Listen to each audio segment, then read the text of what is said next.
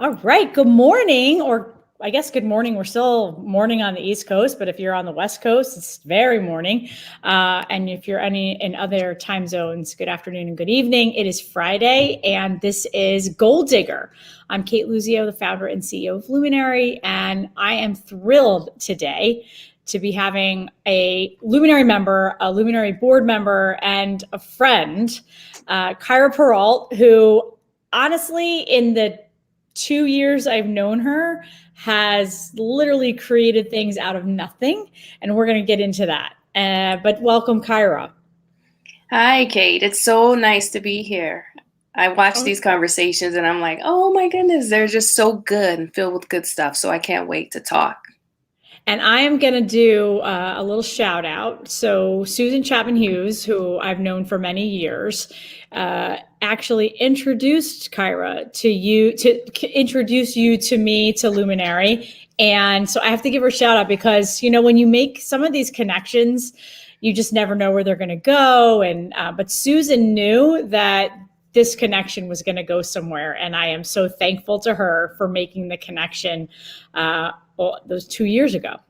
Yes, yes. When I found out about Luminary, I looked at the link and I said, oh my goodness, this space looks amazing. So I got to get there and just feel what it feels like to be in that space. And then the space is beautiful, but the people at Luminary are just amazing. Instant connection soon as you get off the elevator and into the space. And I knew I was home. I knew I was home. So I love thank that. you for creating that space. I love that. And thank you, Susan, if you're watching. Susan and I host a weekly show on Wednesdays about navigating the word compass. And if you're listening, thank you for the connection to Kyra. I thank her all the time, by the way, Kyra. Okay, so this is about you, though. So now we're going to talk about your path because it is not a unique one. And that's what one of the things that I love about Goaldigger is really amplifying the non-traditional voices too that are out there. So you now have created this amazing company, initiative, program, community called the Traveling Diary Tour. And we're going to talk about that, that has gotten unbelievable press coverage over the last couple of months. But before the Traveling Diary Tour, walk us through a little bit of your background and what brought you to today. Yeah. So when we met, I was working hard on a startup in the real estate tech space with a partner. We had been working on it for a few years. And in 2020, we were scheduled to launch an MVP of the product that we have been working on, do a soft beta launch, and just adjusting to life Yeah. at home during that time because there's a lot of transitions that I had to make personally at home with kids, with my partner. We're both working full time and just being able to show up and present in spaces while you're tasked with being the person that made breakfast for everybody. It was it wasn't easy, and I had to make a decision at that point to say, hey, um, what's priority for you right now? And those questions are the questions that help me decide whether or not I would continue to wear certain hats or not. Having my 5-year-old do remote learning, my my other son, he's 3 now, but he was 2 then, and Right. potty training. All of a sudden, like all of these things were like, okay, this is your focus now, getting people to the potty and making sure folks have oatmeal and making sure you're scheduling your meetings at times that work well with your husband's calendar. I had to take a step back and say, hey, like I had to reevaluate everything to make an adjustment because I knew that it wouldn't be a circumstance that would last for only 2 months Right. or 2 weeks, right? So We were I so stepped back. naive. Yeah, yeah, because we wanted to go back to normal so quickly, Yeah. right? So I had to take a step back and say, listen, this is no longer working for me. I can't wear this hat right now. And I know that the market isn't going to wait for me. I know that I understand that time isn't just going to wait for me Yeah. to get this together. So I'm just going to step back from this. And so in making that decision, and even in juggling all the hats and the new things that I had to take on, I started to think about other women in the world. And I started to wonder what they were experiencing. What are some of the other things that people are going through that look like me, that don't look like me? I wondered about women that were in places that didn't have access to the internet. How were they handling this? How were they finding it out? How were they managing the stress? What were some of the thoughts and questions that they had to ask themselves? Um, and and the only way that I could think of reaching them, because I mean, what was I gonna do? Was I gonna just like reach out to a stranger on the internet and say, "Hey, can I talk to you?" Yeah. Like, come on! Like, there is no other way that I could think of getting to them other than writing my thoughts in a book and mailing it to them and saying, "Hey, would you be interested in writing down how you're feeling right now too, and sharing that with me?" And I know it sounds like, oh my gosh, like, why would you do that to a stranger? But it's like, Right. because I wanted to know what was going on with strangers Right. in a real way. I wanted to, Because you already knew, Kara, just to interrupt, sorry, you already knew what was going on with your own group. You were talking to them. yes, You knew that. But yes, you wanted to create a new connection to people that literally around the world were just feeling maybe the same, maybe completely different, but that there was someone out there that was thinking of them. yes, yes. And I wanted that response to be as uncurated as possible. Yeah. And so I imagine just being able to just sit down and read stories from strangers, and this is how it all started. Yeah, I remember when we talked, I think you had just started you sent it around, and I yeah, remember it was like June of last year. Luminary was just either had just reopened, or we were reopening, because I was in the space, and I'm literally like walking around multitasking, and you tell me about it, and I have to sit down, and I'm like, wait, what? You're doing what? You're sending a black and white composition notebook out around the world, and people are supposed to bare their souls in that? And that you had, I think at the time you were like, Cate, there's like 50 people that want to be on this list.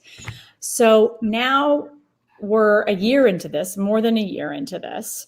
yeah, Tell us where the diary has gone. What does it look like? You have people on a waiting list. It's now a community. Like, how yeah, did it blow up so big, so fast? yeah. So in the beginning, and it's still this way. Like, people tell their friends and their family members, and they pass it around to folks to sign up. And so recently there was an article in the Washington Post. Yeah. And how I got that is I just emailed them because I didn't have a contact. So I just like emailed them, and they responded, and they did a really, really beautiful article on it. They reached out to a few participants and was able to incorporate their side of the story. The Washington Post article really allowed the traveling diary to get more of press and a Yeah. platform to really speak, to say, hey, this is what's happening, and it caused it to really blow up. And so we're now over 1,000 women. We're like at 1,300, and we've added, yes, and we've added more countries. We're at like 16 other countries in every state in the US right now. So it's just been amazing. It's been amazing. So I'm going to go back to what you just said. You're like, I just emailed them. And there was a comment in the chat like, wow, I think a lot of people are nervous to do that. But you just said, what do I have to lose? I'm going to email them if they want to cover this. If not, but what the worst they can say is no. Yeah. What was it, Kyra, about the traveling diary tour that caught the eye of the Washington Post and said, you know what, this is something we want to cover? Yeah, so they felt that it was a unique story in that it involved strangers from all over the world communicating with each other in this way through their handwritten stories in the same book. They loved hearing about the experiences women had when they got the book and they got to read the stories that other women had written before the book arrived. They loved hearing about how women felt after writing their own story in the diary, and also the effort that goes into this experience, because it's not an instantaneous type of thing. You don't sign up and get it in 60 Right. seconds. Amazing. Right. You got to wait patiently. I Yes. waited like 8 months. Yes. Yes, you have to wait patiently because it's traveling from hand to hand, person to person across the globe. So you have to wait for that. And you're signing up to be a part of an adventure where all of us are taking a risk and writing our stories in a notebook that is traveling this way. And it's so much fun and it's amazing. I love it. It makes me fly. I say that all the time, but it really does. It has truly transformed you. I mean, I now have Yeah. known you through this whole process. And when you think of, now I'm part of it, and I remember Hmm. waiting. And the day that I got my package, I was like, what is this? What's it? Yeah, I don't know who it's from. I can't remember if I got it for somebody sent it to me from Australia or I sent mine to Australia, but it was either the Australia or the UK. And it was like opening this up and you're like, what? And you read these firsthand accounts. Some of them are so truly painful and some are so encouraging and everything in between. And I remember I wrote mine. I was at Luminary. I had worked all day and I stayed late to write it. And what I thought I was going to write was completely different than what I ended up writing, because whatever came out, came out. And then we had a snowstorm or some big storm. So I couldn't send it out. And I was like, oh my God, I got to get this out.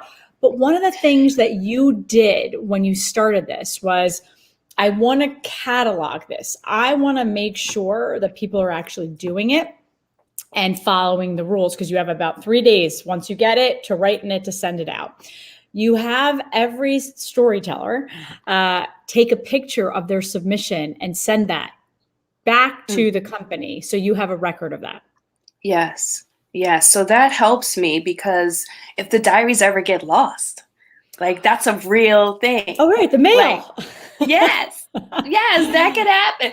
And that's part of the adventure. That's part of the risk that we all sign up for, that we're all just like, oh my goodness, I hope it makes it to India. I hope it makes it back from Africa. I hope it makes it back through Australia to get to me. That's part of the risk. And so in taking photos of your pages, we'll still have the stories if that ever happens. So luckily, knock on wood, we haven't lost any diaries yet.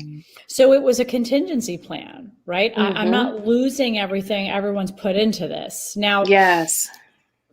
there's kind of a two-part question here. So the impact on you, because you get to read everything that comes through, Yeah. how this company has grown, but then the impact that you're hearing now from the women that have participated. And Luminary was lucky enough to host an event a couple of months ago where we actually had a number of the women that were part of the traveling diary tour talk about their experience. But one, could you have imagined what kind of impact this was going to have when you started it?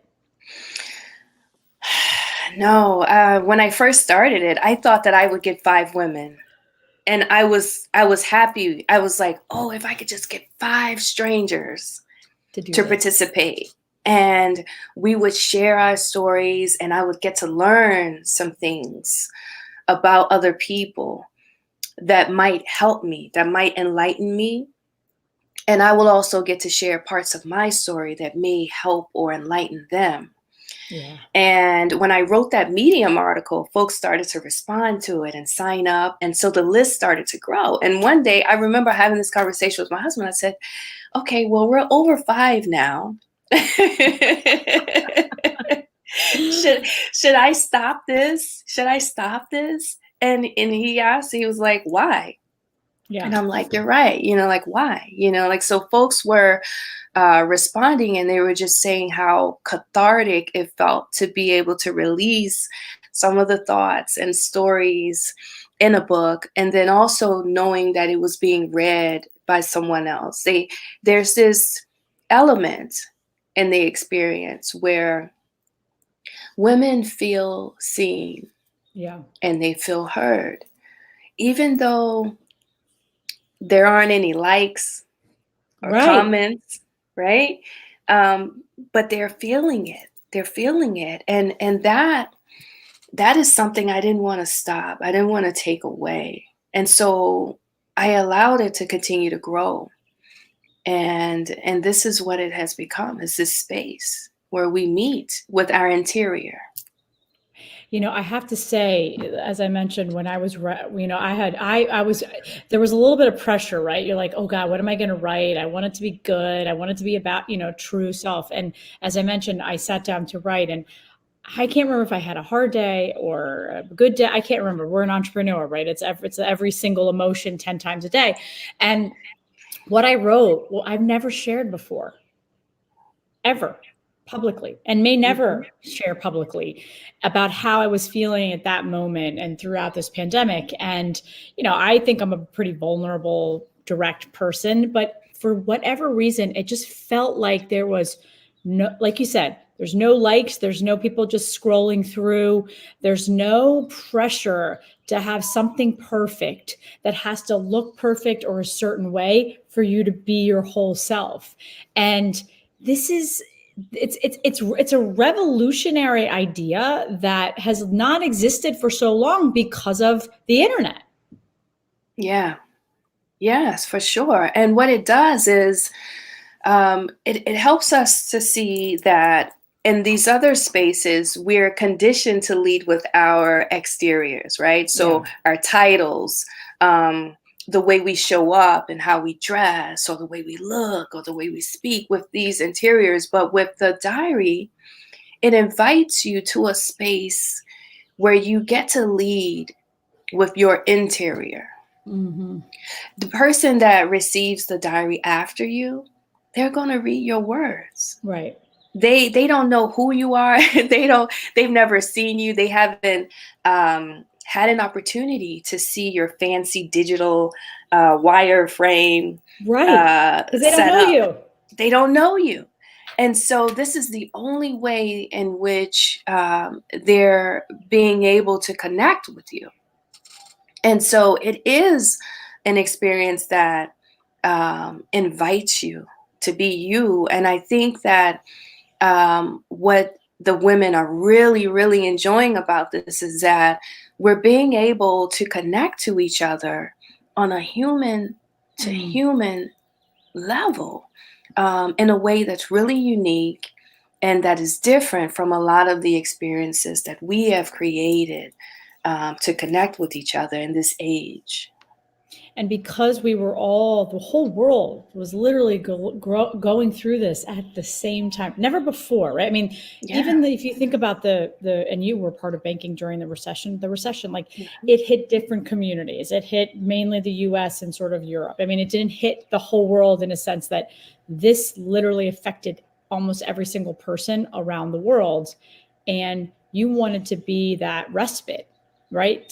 By the way, you didn't even know that that's what it was going to be. You needed Yeah. it Yeah. personally, right? Yeah. Yeah. I really wanted to understand what was happening, like a fly on the wall. Yeah. I wanted to get in. I wanted to get in. And so before the pandemic, it's like, how are you doing? Oh, I'm fine. I'm great. Right. That's just your Yeah. That's default. your, Right. yes. And then during the pandemic, it became taking it day by day, taking it day by day became another default, right? Yep. And it's like, I really want to get in. I really want to know what the deal is with other folks, because I know what's going on with me. Like, I was running around putting planting seeds in all the windows, like just watching Right. seeds grow, and I didn't even realize that even in doing that, I was trying to find something that would give me the Right. inspiration, give me the opportunity to care for something that could have success, um, and encourage me during that time. And I just wondered, what are other people doing? What are they really doing?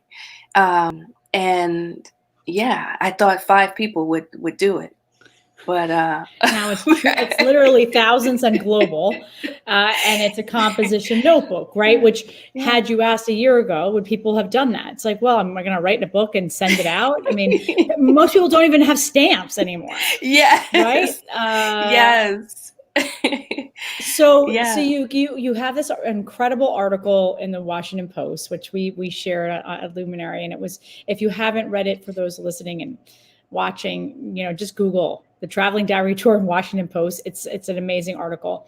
Washington Post article comes out and then leads you on to Good Morning. It's the Today Show. Today Today Show, Show. NPR. So Yeah. talk about what's happened since Washington Post, and a little bit about where you think or where this is going to go. Yeah. So after the Washington Post, we started to get a lot more press. Like Today Show did an awesome segment on it, NPR, Fox, ABC, CBS. So it's been amazing, and the community has grown. And so what I'm doing now is just deepening the connections that are already happening. Last night we had a community campfire, where we all just got together and just talked. No presentations, no agendas. We just got on, and folks were just chatting to folks that they've never met before, and they were just having wonderful conversations, Yeah. and it was just free and and great. And so right now we're focused on just taking care of the community, taking care of them by paying attention to some of the other things that they need that we may be able to offer them in this container. And then also looking at other opportunities to tell the story Yeah. about the traveling diary with the community.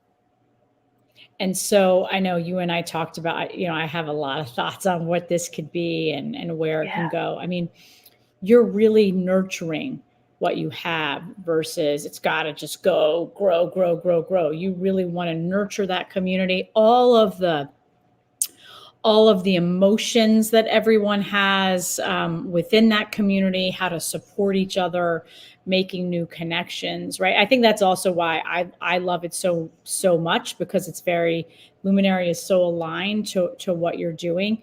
But as you think about, I mean, listen, you're no stranger to building companies. I mean, you were building Yeah. this real estate company before. By the way, in her spare time, everyone, she has an app, at least one. I'm going to pitch it because it's amazing. My niece and nephew graduated from kindergarten and preschool respectively last week, and that was the hit. They were playing on Auntie's phone Mermaid Quest for about 3 hours. But so, I mean, as you think about the next year for you as a Mhm. company, and as you want to build this, is it a book? Is it a movie? Is it a TV show? Is it Yeah, all of the above?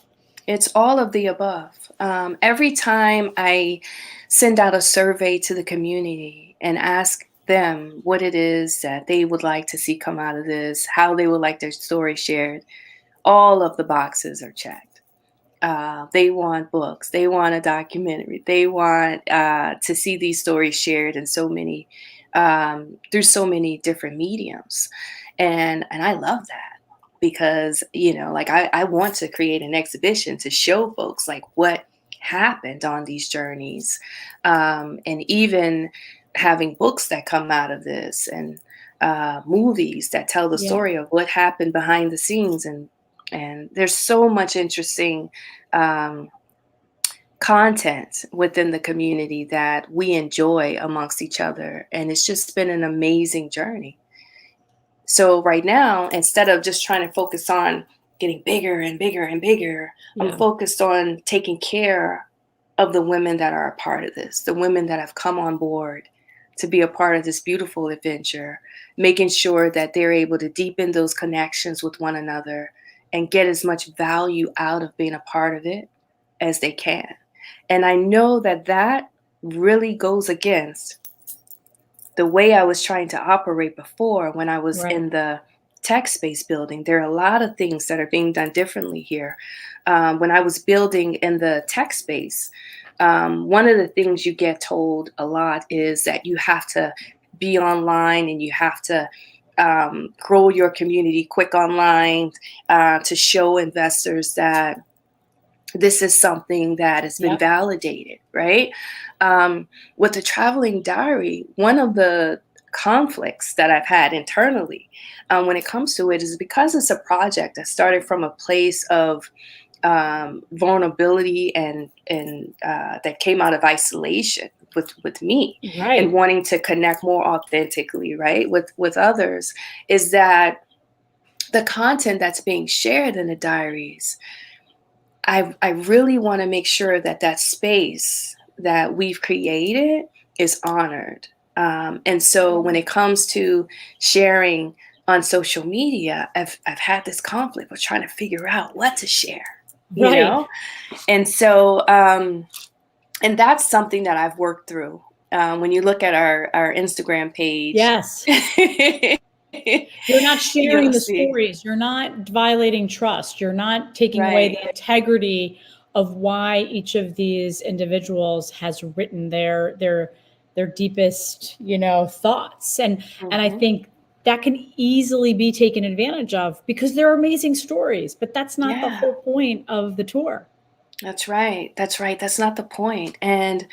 And we have created this space that feels so good and it just feels so right and it just feels so peaceful and quiet, in a space where we also feel heard and we feel human and we Yeah. feel that it's a space that allows us to be human.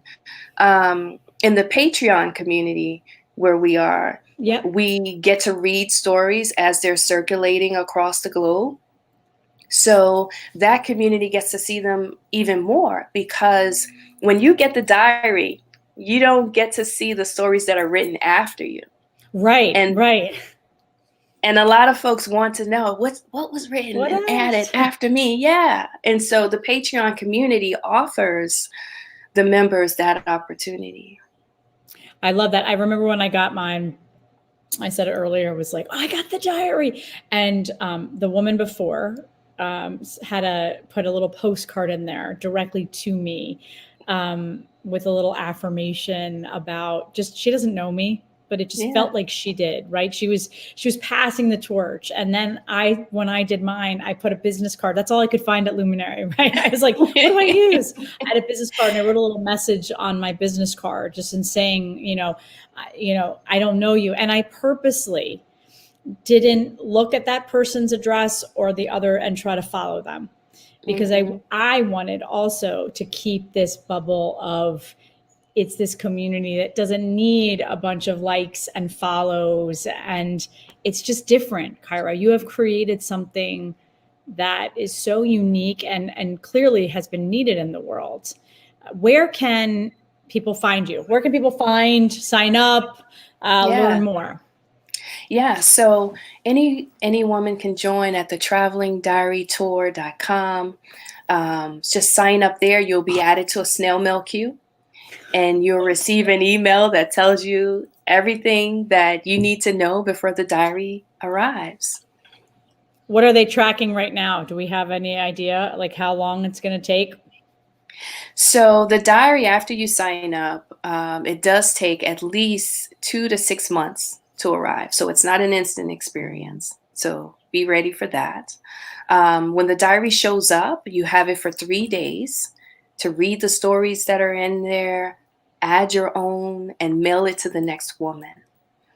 And take pictures of your pages before you put it in the mail so that if the diary ever gets lost, your stories are saved, and that's how it goes. And in the process of waiting and being a part of the community, you also get to join the monthly gatherings that we Yeah. have. We have workshops happening with different participants have stepped up and they're offering their talents to help other women in the community. So, and that's been beautiful to watch. And we're having other monthly gatherings where people can see each other, and actually get to see the faces behind the handwritten words. And it's been beautiful. I love that. Well, I'm a big, huge, loving fan of yours. Everything that you do, even before the Traveling Diary Tour and Mermaid Quest. And I'm going to keep pitching that. It's so good. But I am so excited to see where this goes. And I love that you're part of our community at Luminary. I love that you're just one of the most genuine humans I've ever met. And I'm lucky to be in your orbit.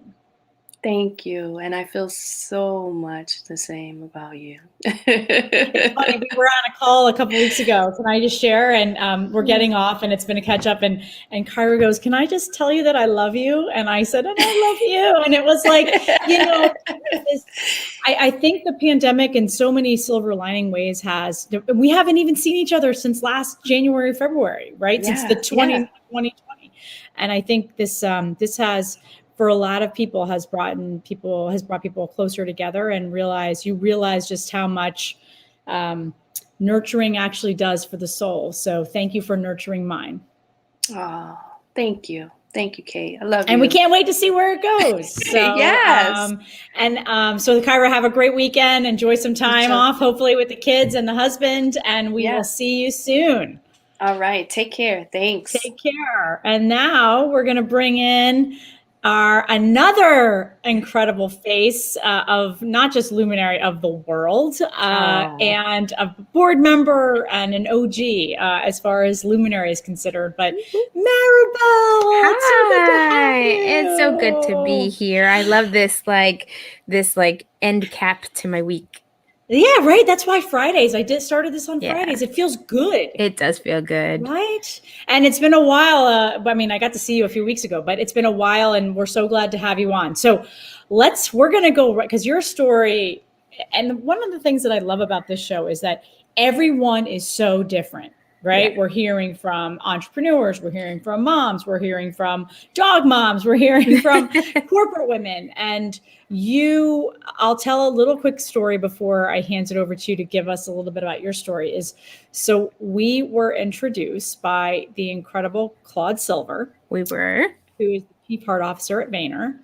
And I remember the first time I met you, I came to Vayner's offices. This is in 2018. Luminary was not built yet. Mm-hmm. I had just done the business plan. And it was one of the most insightful conversations I had since leaving corporate America and starting this company. And so everyone knows, I wanted to hire Maribel. And that was the whole point of the conversation. And she was like, you know what? Not there yet. I got a great job. I love what I'm doing. But I can introduce you to someone else. And that is just Maribel. That's you in a nutshell. It's like this constant ability to think and connect. And so we're so excited to have you here today. So tell your viewers about you and your story, because you've got a sad part of your story that has led to I think so much about how remarkable you are. Oh, thank you.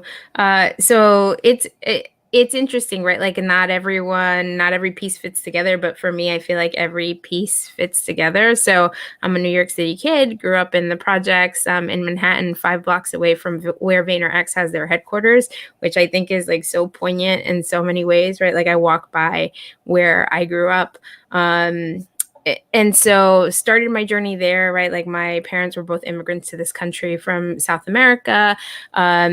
I went to college at Tufts University in Massachusetts, was a Spanish and Latin American studies major. That did not point me in a really clear direction in terms of careers. I had no idea what it was that I wanted to do, and was really fortunate to have had a sorority sister who had graduated 4 years before me from Yale, and she was looking to go to graduate school for a master's degree in student services to work at a university. And I was like, can you tell me more about that? And she wanted specifically to work in multicultural affairs. And she said, multicultural affairs, pretty much any job that you want at a university working with students requires a master's degree. And so when I thought about my college experience, most of the things that I learned that I still, practice today in the working world were from the extracurricular activities, right? It was from being vice president of my sorority and all the like planning and creation of events that happened there and the management of budget. It was being house manager for the cultural house that I lived in. It was being an orientation leader. Like those were skills that were super transferable to jobs after college. But the other thing that stood out to me was that none of the administrators that I interacted with really looked like me, or had experiences that like I felt could help them understand what my journey had been. And that made me less likely to ask for help, especially when I really needed it, right? Like having worked at universities now, I worked at universities for 8 years. I got that graduate degree in higher education. I worked at universities for 8 years, and I know all of the resources that exist there. But I also know that, for so many of us, there are hurdles that keep us from using those resources because we're worried about being judged, right? Like, so many of these things that play out in the corporate world, even like we're scared to have conversations because we already feel like people look at us and make assumptions about us. And so as a Latina in higher education at a pretty prestigious university, like I knew that for a lot of people, they were already questioning whether or not I had earned my right to be there. And so asking for help was like, I can't let them see any chinks in my armor, right? But in many cases, that was to the detriment. So anyhow, so I was like, if I go and I get this degree, like if I can be for one person, somebody that looks familiar and somebody that looks like I could understand that your experience, then that would be a worthwhile career. And I loved it. Like I loved working in higher education. The reason I left was because I was moving up the ladder really quickly. And the more senior roles actually for me meant less contact with students. And that was the thing that I loved. And so if I was losing the thing that I loved most about the job by moving up, but not moving up meant not having enough money to survive in New York City and like not having that financial growth. And for me, like my sister had already been married. She was living down south, right? Like starting her family. And I was living with my parents, like after, I had, worked at a university in California for 3 years, and then I came back to New York for another job because the plan was always to come back to New York. It's where my heart was. But my dad had also been diagnosed with cancer. And by that point had already gone through 2 bouts with cancer. And we were just sort of like waiting for the other shoe to drop with my dad. So I had in my head that I was going to be responsible for taking care of my mom, and what I was making in higher education wasn't going to be enough to do that. So that was in my head. The fact that the love for it was going away. I was about to turn 30 and I was like, you know what? Maybe it's time to start thinking about what else I could do. Like, are there things that I never thought about? And when I thought about what I was interested in and what I was good at, communications, like writing and having conversations like these was something I enjoyed doing and something that people would always say I was good at. And I was like, well, like, where can that take me? What can I do with that? And I started to think about marketing. And I was like, I never thought about marketing because one, I never met anybody who worked in marketing. And what is marketing? What is marketing, right? Like I'd never taken a business course, let alone a marketing course. So I was like, well, there's this thing called the internet now. Let me use that and sort of like see what this means. And so I thought it would be a really good fit for me, but I didn't want to just focus on that. I was like, nobody's going to hire me for a marketing job like out of higher education. If I just start applying for jobs, like it's going to be a really like hard uphill battle. And so I made the decision to go back to school full time for my MBA. The other thing I had in the back of my head was I had early exposure to Facebook. So I'd been working at Barnard College. I was acting director of college activities there. Because of Barnard's affiliation with Columbia, we were in that second wave of folks who had access to Facebook. Oh, right. Yeah. So, right. Facebook started at Harvard. They were the first ones that had access, and then it got opened up to anyone who had an ivyleague.edu address. And so that included me and my students. And I saw that it was like all of a sudden my students had like hundreds of people coming to their events, and I was like, flyers didn't do this. How did you do this? Like flyers and table tents were not like going to generate this kind. And they were like, we're using this thing called Facebook. Have you tried it? And so I had in the back of my head, I was like, maybe this is my opportunity. Like I'm going to be a hard sell in traditional marketing, but like, what if I sort of go in and take everything that I did in terms of events and think about experiential marketing, but also what about like social media? Like, what is this going to be? Because this Google thing is like blowing up. Like, is this Facebook thing going to be a thing?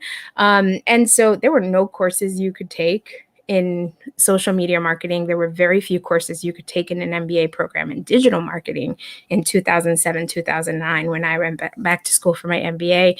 So I would infuse that into projects where I could. I had, the opportunity to find an internship for my MBA where I was like, hey, social media is, I think, something that companies are going to have to focus on. Can I build a social media strategy for you this summer and start implementing it before I go? And I got the job. So it was awesome, right? But I graduated in 2009, which was a terrible time to enter the workforce, especially as a career changer. Right. And not only that, not having the network in that field or industry. Didn't have the network. Like there wasn't family that I could call to help me. Like, all my uncles worked in the hotel industry. My aunts were like, for the most part, like cleaning homes. They didn't have a network to help me get my foot in the door. What complicated it was, right, I mentioned my dad had been sick and I was waiting for the other shoe to drop.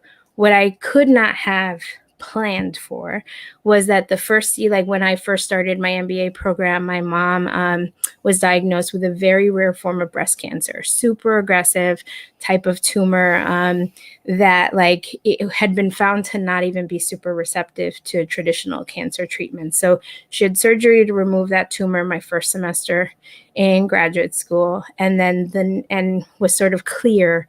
And then the following year, the tumor came back, and she had had a mastectomy. So the tumor came back on her lung, which is rather than her breast, because her breast wasn't there anymore.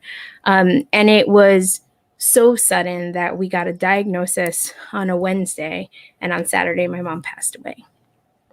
And it was, I as hard as that was, I really do believe that sometimes the universe, like things happen in a way that we can manage them better. Right. I think I would have been a broken human being if I had to go through this long cancer journey with my mom. Okay. And so, we managed it. And all of a sudden, this journey for like changing my career, which was supposed to be for taking care of my mom, was like, holy crap, it's just going to be me. Because my dad by that point had been diagnosed terminal, and we were waiting for his health to take a turn. And I was just like, wow, this completely changes things. And so when I graduated, as awful as the market was, what I changed my focus to was taking care of my dad, because my dad by that point, my mom had passed away. I really feel like he waited for me to end my graduate program. He like held on as long as he could. So he took a turn for the worse shortly after I graduated. And I spent the next several months being a full-time caregiver to my dad. So as bad as the market was, I actually couldn't turn my attention to building network and trying to prepare for a career. Like I became a full-time caregiver. I knew that what my parents would want for me to do was like be ready to go, right? Like after my dad passed away. And so one of the things that kept me going was I like continued to investigate what was happening with social media and like how people were using platforms. It was like how I stayed busy, right? Like, and how I stayed sane. I was blogging, and I didn't blog about what was happening in my life. I blogged about other things. So I was blogging about like what was happening in New York City. And so it was an escape from what the day-to-day was. But I was learning how to like find followers on Twitter, like how to engage people, because I was like, at some point I'm gonna have to have a job search, and I'm going to have something to talk about. And I also didn't feel confident that it would be enough for me to say to people, I took 6 months off to take care of my dad. And that's horrible, right? Like, what a horrible, But that's the reality of the world, right? Even now, as we're thinking about return to the office, like, people are struggling with this. So I can't even imagine back then when there was no sort of empathy. right. Not saying that, but you know what I mean. And not only that, but also the assumption is if you take time to be a caregiver that you're a parent. Right. Right? Like, how do you explain, like, no, my dad was dying and he wanted to die at home. And so I had to be his caregiver because as good as his insurance was, it gave us 20 hours a week of a home health aide. The rest was me. Right? Like, that's not really the conversation you want to be having when you're trying to get a job, because, like, good luck keeping it together. Right? Like, good luck keeping your composure. So as much as, like, you want to be completely in the moment and giving your all your attention, I was thinking, 6 to 12 months out. So after my dad passed away, things were really hard financially. Like, I was the brokest I had ever been, right? Because I had been in school for 2 months and I was trying to keep up with my bills while my dad was sick without having any income coming in. And so I probably had like a few months left of money for rent left in my bank account. So it was like the lowest I have ever been. And for, like, so grateful for, like, the friends and family. My now husband, who was a friend from graduate school, he was like, you need a roommate. You need somebody who, right after my dad passed away, he was like, you need somebody to come in and pay. I was like, but I need, like, the whole rent paid. I don't have any money coming in. He was like, we can do this. And he found a, like, mutual friend who was actually paying more in rent than what my entire rent was. I had an extra bedroom, and came in and paid all the rent and let me live there. Wow. And if it hadn't, and, like, lived with me for a year and, like, helped me get on my feet, so it's just like it really taught me that if you invest in your relationships, like, when the time comes, like, they will, it's not about, like, what do I get out of this at this moment? It's just like, do what's right, like, support people the way that you can support people and build that support network, because there will be points in time when you need it and they will be there for you. So what was a super hard, like, time, my first paying job was a job with the census. I will forever be a fan of the census. It was a census year. And so I got a really good paying job at the census. I was doing community outreach, specifically, like, LGBTQ outreach at the beginning. It was, like, the first year that people were able to connote if they were living with a partner on the census. And so, like, it was something that was really, like, close to my heart. I grew up in Chelsea, in New York City. My grandparent figure growing up was a gay man who also was a drag queen. And so, like, for me, this was like, yes, this is incredibly important. Nothing to do, right, with what I wanted to do in social media, but it paid the bills. And on the side, I started meeting a lot of small business owners and solopreneurs. And I was like, hey, I work in social media. I can help you develop your strategy. I can help you, like, set up your platforms and teach you how to plan content calendars and help you develop your voice in social. So that was how I got my start. Like, I had to find my own clients. And eventually, when the census was done, I had enough freelance experience or, like, solopreneur experience that I was able to get my foot in the door as a freelancer in the agency world. Because by that point, the MBA, like, friends had landed in jobs and could be a referral for me internally. And my first place where I was a freelancer, I had 2 separate jobs at Group M. I was working for 2 Group M agencies as a freelancer, and one of those eventually, like, offered me a full-time role. And so that was how I got my start. I worked at Group M for 3.5 years, and then got offered an opportunity at VaynerMedia in 2014 and have been there 7 years and probably 6 or 7 different roles. And one of which was helping to start the Sasha Group in January of 2019. And I head up consulting there. So that's the journey. I mean, obviously, we could spend a whole day on this talk, because you and I have had so many, I think, lucrative is not the word, but, like, lucrative, meaty conversations around our journeys and everything that you took out of each part of that journey that led you to what you're doing today. But what I think is outside of the resilience and just, putting one foot in front of the other and nurturing these relationships that you've had, is that back when you were doing the census, you're sort of saying, hey, I can do social media for you. So many people, Maribel, think, oh, I'm going to build my clientele overnight. And that's not we both know that's not the case.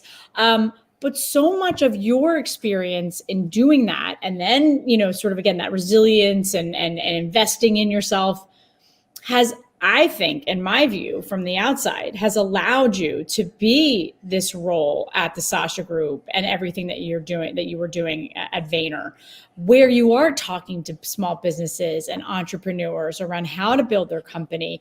And so many still struggle with how to get their name out there, social media, marketing. What does all that mean? So do you feel like there was this everything happens for a reason kind of thing for you? Yeah, like I'm a massive believer in that, right? Like I don't see anything as like a punishment. And I could have certainly had things happen where I could have, like, I think everything happens for a reason. I think that, like, when I look back at what happened, with my parents and when it happened, I was starting to carve out a life. I was starting to draft a future, right? Like a plan for my future that didn't revolve around me. Right. It revolved around my parents. And so, like, I took the time to think about it and I was like, wow, like maybe that's not what my parents wanted. Mm-hmm. Right? Like maybe my mom didn't want to feel like a burden. Right. And when I look back at my parents' lives, like they were happy. Like I actually was like had tremendous peace because they enjoyed their lives to the fullest. Like they went on vacations, they went to concerts, right? They spent so much time together. Like once my dad had retired, on disability because of the cancer, like they spent every waking moment together. So they got more time together in that span than so many like couples do. So like they died happy and they also died so close to each other. Like, like they loved each other. And so there were lessons in that for me. Like it was a major lesson that I should always keep myself central in my plan for the future. It was the reminder that even like when things seem incredibly bleak, that there is opportunity, that we sort of need to be like, okay, yes, this is hard, but like, let me look at this in pieces and how do I get through it, right? And that it's not always going to go according to plan. Yeah. And so we pivot, but that you don't have to lose focus of what the big goal is, right? Like that job with the census, I could have very easily said like, this is a year wasted. Right. Like working there was a waste, but I was like, no. Like, what is the opportunity here? That is a stepping stone to what I want the eventual goal to be, right? I could have said no to that first full-time job in media. I was making less than I had been making in higher education. The whole point of going to business school was to make more. And that first job was making considerably less than I made in higher education. And so I could have said no to it, right? Like I could have been like, no, I have an MBA, I have 2 master's degrees and I should be making more to it. But I was like, no, this is a step in the right direction, right? Like this is my first foot in the door in the agency world. And once I'm in there, it'll be easier to correct. Right. And like once I have some of this experience under my belt, if this place isn't willing to pay me what I'm worth, then I'll have like better leverage to go find that someplace else. And so I feel like that what I have gained in my life experience is perspective, right? And the ability to be like, that's not a big deal. Like, I know what a big deal is. I know what tragedy truly is. And like, this isn't a tragedy. This fucking sucks right now in this moment, but like, it's not a tragedy. Like we can there's always a plan forward. There's always a way to like pick yourself up. And the conversations we've had, right, are about how like entrepreneurship is like, it's lonely and it is hard. And especially like as a small business owner, right, you're supposed to have it all together because you're supposed to breed confidence in the people who are having the trust in you that this is a place they should invest their time in and their career in. And so the role that I get to play with the small businesses and the entrepreneurs we work with is like, one, helping to provide that perspective. It's being a confidant, right? It's like being that support for them that oftentimes they can't find internally in their own organizations. So, so that's how I think it comes together. What I see from sort of the outside, and now having known you for a couple of years, is you have found ways to fill yourself up.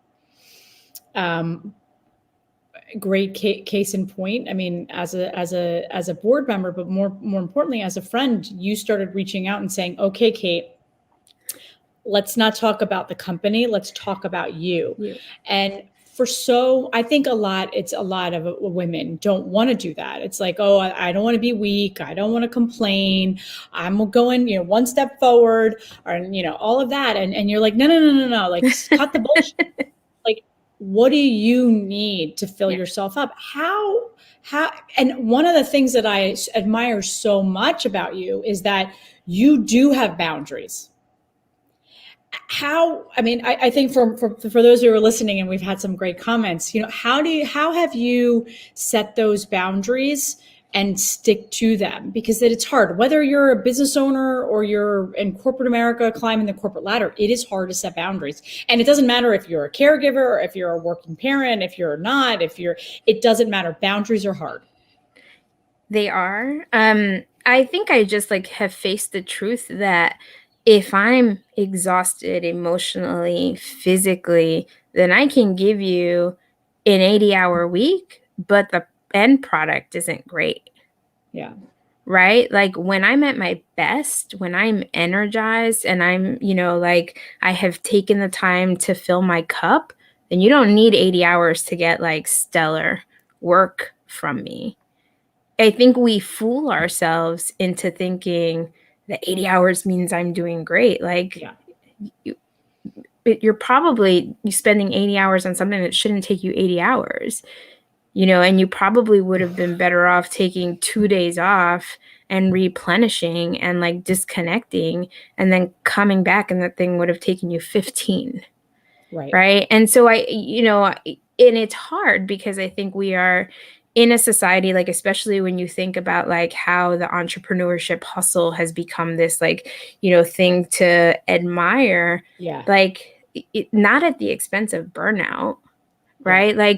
Because the thing that I have learned is always to think about the long game. And it's just I don't work just to work. I work to be able to I think about what work is meant to help me achieve. Right. And so for me, that's never feeling again that I've only got a couple of months of, money in the bank to get me through. Right. I don't want to feel that type of financial insecurity again. I also want to be able to enjoy time with my family, because I live from a perspective of you don't know how much time you have here. And so I'm always going to carve out some time to be with my family. So yeah, it's I want to be my best, and being my best for my clients and my friends means filling up my cup first. And getting rid of guilt. Yeah. And look, I struggle with that. The last year has been a, huge test of not being so hard on myself. I have, I would have to say, I think this past year, more so than when I lost my parents, I've had to learn grace and having grace for myself and being it's okay that you didn't want to get out of bed today. Can you with a couple minutes, could you talk a little bit about that? Because I think when you hear that, you're okay, you've gone through in a pretty short amount of time two terrible tragedies, right? And you just, why was that struggle or so real this past year for you? There was just a lot going on. I'm incredibly passionate about DE&I. It was work that I did when I worked with students. I've always been vocal and supportive of efforts at companies that I've worked at, as a person of color. And so that hit really hard. Yeah. It hit really hard because it's work that I've done, since I was in before I was in college, like since high school. Like I attended my first protest, which was a protest to One Police Plaza in New York City when I was 15 years old, right? And it was, like it was to demonstrate for people who had died at the hands of NYPD. And I'm 43 years old, about to be 44. And so when the murder of George Floyd like came to light and we were having this conversation again, like how can you not be down on yourself when you feel like you've been having the same conversation with people for like most of your life, right? So like that was not something that happened at work. It was not something that happened directly to me, but like as a person of color and one who had been active, like that was heavy.